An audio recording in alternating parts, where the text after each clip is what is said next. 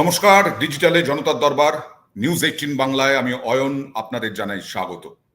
প্রায় 3 থেকে 4 দিন হয়ে গেল ডোনাল্ড ট্রাম্প শপথ নিয়েছেন তার দ্বিতীয়বার প্রেসিডেন্ট হিসেবে।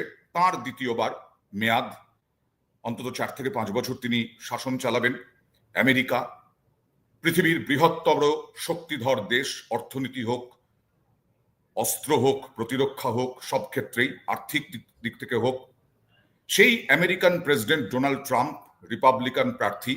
সেই রিপাবলিকান প্রার্থীর জয় থেকেই শুরু হয়েছিল যে মোদির সঙ্গে এই ডোনাল্ড ট্রাম্পের বন্ধুত্বপূর্ণ সম্পর্ক। কিন্তু সেই বন্ধুত্বপূর্ণ সম্পর্ক থেকে ভারতের কতটা লাভ হতে পারে ট্রাম্প প্রেসিডেন্ট হিসেবে শপথ নেওয়ার পর? দেখা যাচ্ছে প্রেসিডেন্ট হিসেবে শপথ নেওয়ার পরে যে বক্তব্য রেখেছেন তাতে অভিবাসন নিয়ে, অর্থাৎ অভিবাসী যারা এদেশ থেকে গিয়েছেন, চাকরি করছেন, দীর্ঘদিন থাকছেন এবং তাদের ছেলে মেয়েরা ওখানে পড়াশোনা করছে, আবার চাকরি বাকরিও শুরু করে দিয়েছেন, তারা কি চাকরি হারাবেন? কারণ ভারতকেও রেয়াত করবেন না ডোনাল্ড ট্রাম্প, ভারতীয়দেরও রেয়াত করবেন না ডোনাল্ড ট্রাম্প, এরকমটাই জানা যাচ্ছে। তাহলে কি হবে? একটা আশঙ্কার বাতাবরণ তৈরি হয়েছে। যখন তিনি প্রথমবার প্রেসিডেন্ট হিসেবে শপথ নিয়েছিলেন তখনও, অর্থাৎ এর আগের বার তিনি যখন প্রেসিডেন্ট ছিলেন তখনও এরকম আতঙ্কের বাতাবরণ হয়েছিল। কিন্তু এবার তার শেষ টার্ম, অর্থাৎ দুবারই প্রেসিডেন্ট হতে পারেন আমেরিকার নিয়ম অনুযায়ী, সংবিধান অনুযায়ী। সেই দ্বিতীয় টার্মে কি কড়া ব্যবস্থা নেবেন? ভারতের সঙ্গে সম্পর্ক কি হতে চলেছে? এই সব নিয়ে আমরা আলোচনা করব। আমার সঙ্গে রয়েছেন আন্তর্জাতিক সম্পর্ক বিশেষজ্ঞ ডক্টর রাজাগোপাল ধর চক্রবর্তী। আমি একবার অভিবাসন নিয়ে ডোনাল্ড ট্রাম্পের সেই বক্তব্য ধরে একটা প্রতিবেদন আপনাদেরকে দেখাই, তারপরে আসব রাজাগোপাল ধর চক্রবর্তীর কাছে।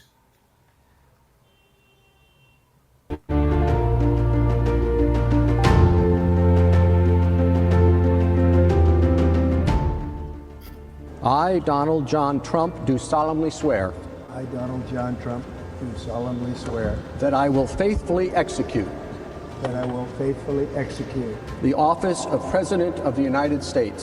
the office of President of the United States. So help me God. So help me God. Congratulations, Mr. President. আমেরিকার প্রেসিডেন্ট হিসেবে ডোনাল্ড ট্রাম্পের দ্বিতীয় জমানা শুরু হতেই নজর অভিবাসীদের উপর।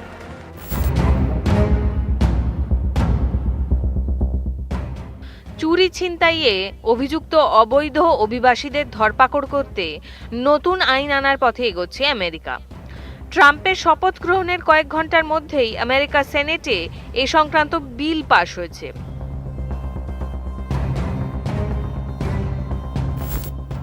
এই বিলটি আইনে পরিণত হলে অভিযুক্ত অভিবাসীদের আটক করতে পারবে আমেরিকার অভিবাসন সংক্রান্ত সংস্থা immigration and customs enforcement.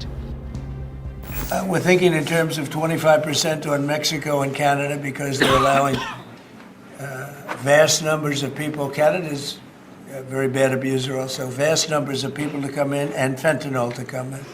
When do you think you would enact those? I think February 1st. Are you planning on giving notice of that? I think we'll do it February 1st. 25% on both, sir? On each. On each? Yeah.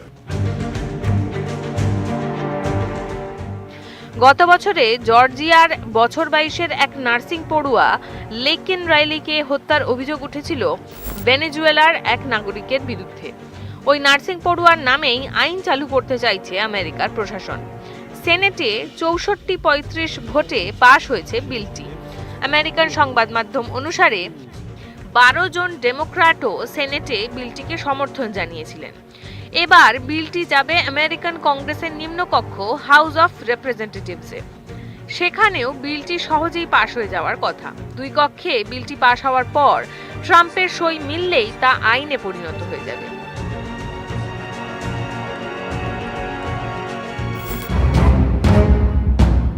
এই বিল অনুসারে চুরি, ছিনতাই, লুটপাট বা দোকান থেকে জিনিসপত্র হাতানোর মতো ঘটনায় অভিযুক্ত অভিবাসীদের আটক করতে পারবে ইমিগ্রেশন অ্যান্ড কাস্টমস এনফোর্সমেন্ট। অভিবাসন আইন প্রয়োগে কোনো প্রদেশের প্রশাসন ব্যর্থ হচ্ছে বলে মনে করলে সেই প্রদেশের অ্যাটর্নি জেনারেলরা সরকারের বিরুদ্ধে মামলা করতে পারবেন। আমেরিকার অভিবাসন নীতিতে পরিবর্তন আনার বিষয়ে দীর্ঘদিন ধরেই ইঙ্গিত দিয়ে যাচ্ছেন ট্রাম্প। গত বছরের নির্বাচনী প্রচারেও এই বিষয়ে জোর দিয়েছেন তিনি। শপথ গ্রহণের আগে বিজয় ভাষণেও ট্রাম্প বলেছেন, আমরা চাই না অপরাধীরা আমাদের দেশে আসুক। সপ্তাহখানেকের মধ্যেই এ বিষয়ে একটি বিলে সই করতে চলেছেন বলেও ওই বক্তৃতায় আভাস দিয়েছেন তিনি। সংবাদ সংস্থা এপি জানিয়েছে, লক্ষ লক্ষ অভিবাসীকে আমেরিকা থেকে বিতাড়িত বা ডিপোর্ট করার পরিকল্পনা রয়েছে ট্রাম্পের। সেক্ষেত্রে এই বিলটি আইনে পরিণত হলে ট্রাম্পের পরিকল্পনা এক ধাপ এগোবে বলেই মনে করছেন অনেকে।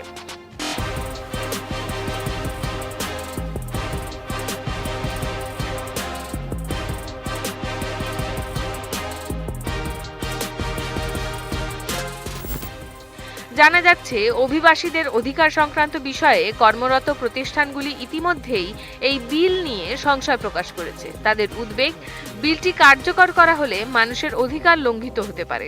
অভিবাসন আইন প্রয়োগের জন্য প্রশাসনের উপর চাপ তৈরি করা হতে পারে এই আইনের মাধ্যমে। এরকম আরো নানান খবর জানতে চোখ রাখুন নিউজ 18 বাংলার ডিজিটালে। আমি ডক্টর চক্রবর্তীর কাছে আসব যে লক্ষ লক্ষ অভিবাসীকে বিতাড়িত করার পরিকল্পনা ট্রাম্পের, 7 লক্ষ ভারতীয় থাকেন আমেরিকায়। পরিষ্কার করে আপনার কি মনে হচ্ছে তাদের ভবিষ্যৎ কি? হ্যাঁ, দেখুন, যে যে ইস্যুটা আমাদের কাছে এই মুহূর্তে আলোচনা, সেটা হচ্ছে যারা ইলিগাল ইমিগ্র্যান্ট, যারা বেআইনিভাবে সেখানে রয়েছেন, এরা হয়তো সেখানে ঢুকেছেন বেআইনিভাবে, ধরা পড়েনি, বা কেউ ওভারস্টে করছে এরকম, বা যতদিন ভিসা ছিল তার থেকে বেশি থাকছেন, এরকমই ঘটনা। সেটা আমেরিকায় যেটা ওরা এই নির্বাচনে যদি দেখেন, নির্বাচনের প্রচারের সময়ও কিন্তু ট্রাম্প বলেছিলেন যে এই সমস্ত ইলিগাল ইমিগ্রেন্টরা রয়েছে, ও এদের সরাতে হবে এবং ফিরে আসলে আমি সবকটাকে সরাবো, এটা উনি পরিষ্কার বলেছিলেন। মোটামুটিভাবে যে হিসেব আছে তাতে দেখা যায় যে প্রায় 1,10,00,000 থেকে 1,40,00,000 ইলিগাল ইমিগ্রেন্টরা থাকে, আমেরিকায় রয়েছে। এবং এর বেশিরভাগই, সবচেয়ে বেশিরভাগ যায় হচ্ছে মেক্সিকো থেকে যায়, মানে বর্ডারটা রয়েছে, সালভাডোর থেকে যায়, এরা খুব কাছাকাছি এলাকা। কিন্তু 3rd নম্বরে ইন্ডিয়ার স্থান আছে, মানে অর্থ দূরে, সেখান থেকে এরা, ঠিক বুঝেছেন, জীবিকার সন্ধানে বা বেটার লিভিংয়ের সন্ধানে মানুষ অনেক দূরেই চলে যায়, এটা ইন্ডিয়ানরা প্রচুর গেছে। এবং এই যে হিসেব রয়েছে তাতে দেখা যাচ্ছে এই 1,10,00,000 মধ্যে প্রায় 7.5 লক্ষ ইন্ডিয়ান আছে। এই 1,10,00,000 ইলিগালি এমনি ইন্ডিয়ান সেখানে প্রায় 53 লক্ষ মতন ইন্ডিয়ান, ভারতীয় সারা আমেরিকা জুড়ে আছে। কিন্তু ইলিগালি যারা ইমিগ্রেন্ট, যাদের আইন থাকার বৈধতা নেই, তারা এরকম হচ্ছে প্রায় 7.5 লক্ষই ধরে নিন মোটামুটি হিসেব। এখন যেটা আমরা দেখলাম, কথা হয়েছে, আমাদের পররাষ্ট্রমন্ত্রী সেখানে ছিলেন, প্রথম সারিতে বসেছিলেন, মার্কো রুবিও, যিনি ওদেশের পররাষ্ট্রমন্ত্রী হিসেবে সিনেটের পারমিশন পেয়ে গেছে, শপথ নিয়েছে, পররাষ্ট্রমন্ত্রী হয়েছে, তার সঙ্গে পাশাপাশি বসেছিলেন আমাদের পররাষ্ট্রমন্ত্রী। তো অনেক কিছুই কথা হয়েছে এবং শপথ নেওয়ার পরেই ওনার সঙ্গে প্রায় 1.5 ঘন্টা মতন কথা। এটা খুব কম সময় নয়, একটা ভারতের সঙ্গে প্রথম মানে আমেরিকার একজন পররাষ্ট্রমন্ত্রী ভারতীয় পররাষ্ট্রমন্ত্রীর সঙ্গে এতটা সময় দিচ্ছেন, এটা খুব একটা দেখা যায় না। তো বোঝাই যাচ্ছে খুব গুরুত্বপূর্ণ কিছু ইস্যুস ছিল। তো এটা কে কিভাবে ব্যাখ্যা করবে, যেহেতু সবটা তো প্রকাশ হয় না। অবশ্যই অনেকেই হয়তো ব্যাখ্যা করতে পারে যে ভারতকেও খুব কাছে নিচ্ছে আমেরিকা, এরকম ব্যাখ্যা হতে পারে, ভারত খুব আমেরিকার কাছের বন্ধু হয়ে গেছে, এরকম ব্যাখ্যা। কিন্তু আমার যেটা গোড়া থেকেই মনে হয়েছিল যে পাশে নিয়ে কথা বলছে, নিশ্চয়ই কোনো মানে বড় কিছু জিনিস আছে যেটা আমেরিকা করতে চাইছে, কেননা অত পাশে নিয়ে বসার তো মানে হয় না, হয়েছে প্রথম দিনকেই।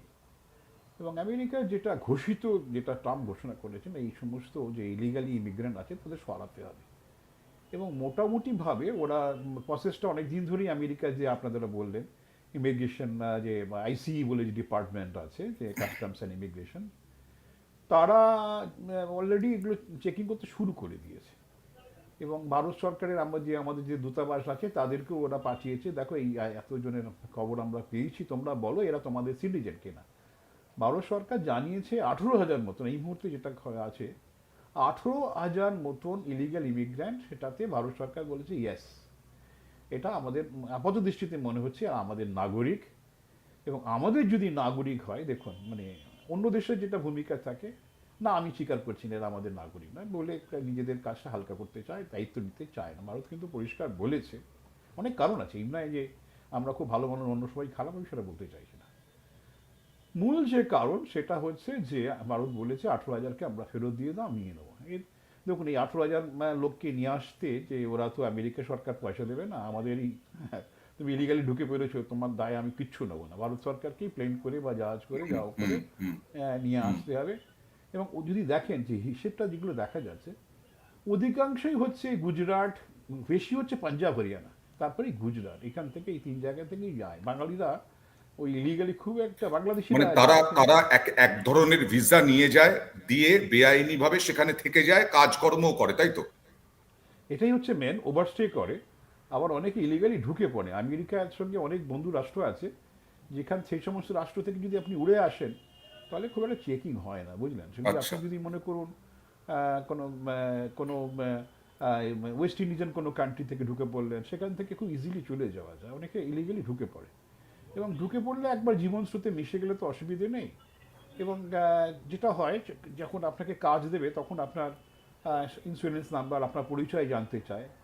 যদি জানে যে আপনি বুঝতে পারে ইলিগাল, তখন ওরা করে কি যে মজুরি যেটা পাওয়ার কথা তার থেকে অনেক কম মজুরি দেয়। আচ্ছা। একজন লিগালকে যদি $2 মাইনে দিতে হয় প্রতি হাফ অ্যান আওয়ার বা আওয়ার, তাহলে তার হয়তো দেখা যাবে সেটা 60% কম দিতে হচ্ছে, বুঝেছেন। ঠিক। তাদের একটা স্বার্থ আছে, যারা এমপ্লয়ি চাকরি দিচ্ছে তাদের একটা স্বার্থ আছে যে আমি কম হ্যাঁ, পয়সা নিশ্চয়ই। পেয়ে যাচ্ছি। তো এইভাবেই এই ব্যাপারটা চলে আসছে।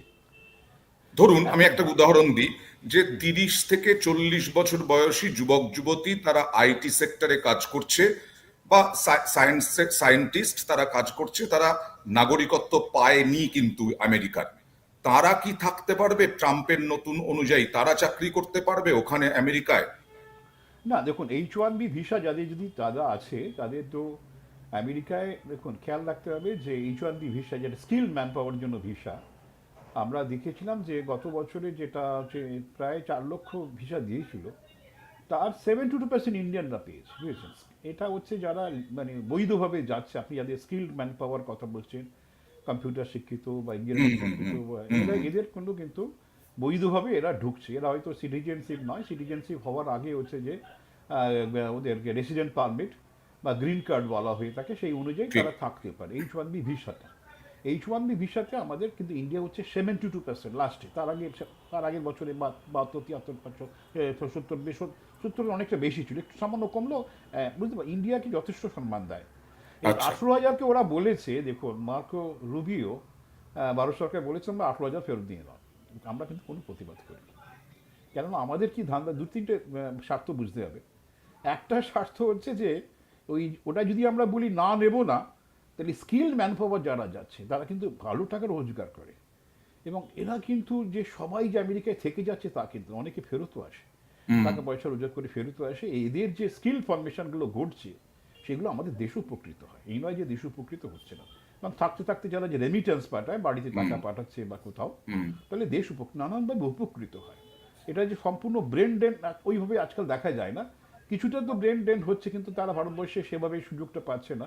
পরে তারা ঠিক। হয়তো এন্টারপ্রেনার হিসেবে আসছে, পয়সা তারা দিচ্ছে নানানভাবে। আজকাল তো গ্লোবাল মার্কেট, তার যে বুদ্ধিটা আমেরিকায় সেটা দিচ্ছে, সেটা আমরাও পাচ্ছি না, তাও কিন্তু ঘটছে না। যাই হোক, এটা হচ্ছে একটা দিক।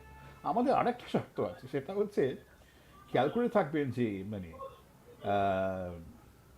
খালিস্তানিরা বিরাটভাবে তারা কিন্তু কানাডায় ঢুকে পড়েছে, মানে এবং আমেরিকা তো ইলিগালি ঢুকেছে খালিস্তানিরা, এবং ওদের নানান সংগঠন তৈরি হয়েছে, বুঝেছেন, নানান সংগঠন, জঙ্গি সংগঠন, এবং অবাক এবং এই নিয়ে হওয়ার ভারতের ব্যাপার, সঙ্গে কানাডার সম্পর্ক খারাপ হয়েছিল সম্পর্ক ট্রুডো ভীষণ যতদিন না পর্যন্ত ছিলেন। আমি কানাডা ইউনিভার্সিটিতেও পড়িয়েছি, আমার অনেকেই আত্মীয় স্বজন থাকে। তো আগে কিছুদিন আগে যারা রাস্তায় গন্ডগোল করতো মনে তো ওরা হচ্ছে ব্ল্যাক, কিন্তু এখন যারা গন্ডগোল করে তারা হচ্ছে ইন্ডিয়ান সেই সব হচ্ছে নর্থ ইন্ডিয়া থেকে যাচ্ছে, বুঝেছেন। এখন দুর্নাম তৈরি হয়ে গেছে। এখন এদের একটা বড় অংশ ওই নানান চক্রে পড়ে, হ্যাঁ, টেররিস্ট গ্রুপস এদের মধ্যে রয়েছে। এবং কানাডাতে পাচ্ছেন, কানাডা থেকে আমেরিকা চলে, কানাডা যদি একবার পান আমেরিকা চলে যাওয়া খুব ইজি। এবং বহু এর মানে যারা রয়েছে, যারা আমেরিকাতে এইভাবে রয়েছে। এখন এদেরকে ভারত কানাডাকে বলছে ফেরত দাও, এদের অনেকে টেররিস্ট আছে, এটা আমেরিকা তো আছে, এটা খুব ফেরত দিচ্ছে, দেয়নি এখনো পর্যন্ত। এইবার বুঝতেছেন, এইবার কিন্তু এই ইলিগাল ইয়ে চাপে পড়ে আর এই যে যারা চলে গেছে তারা কিন্তু ফেরত আসার সম্ভাবনা আছে। এই ঠিক। 18,000-এর মধ্যে আমি যে বলছি না যে সবাই ইলিগাল, আমি তা বলছি না, সবাই টেররিস্ট তা বলছি না, একটা অংশ কিন্তু ফেরত আসার সম্ভাবনা আছে। এক্ষেত্রে ভারত একটা সাফল্য লাভ করতে পারে, কিন্তু আমার বিষয় হচ্ছে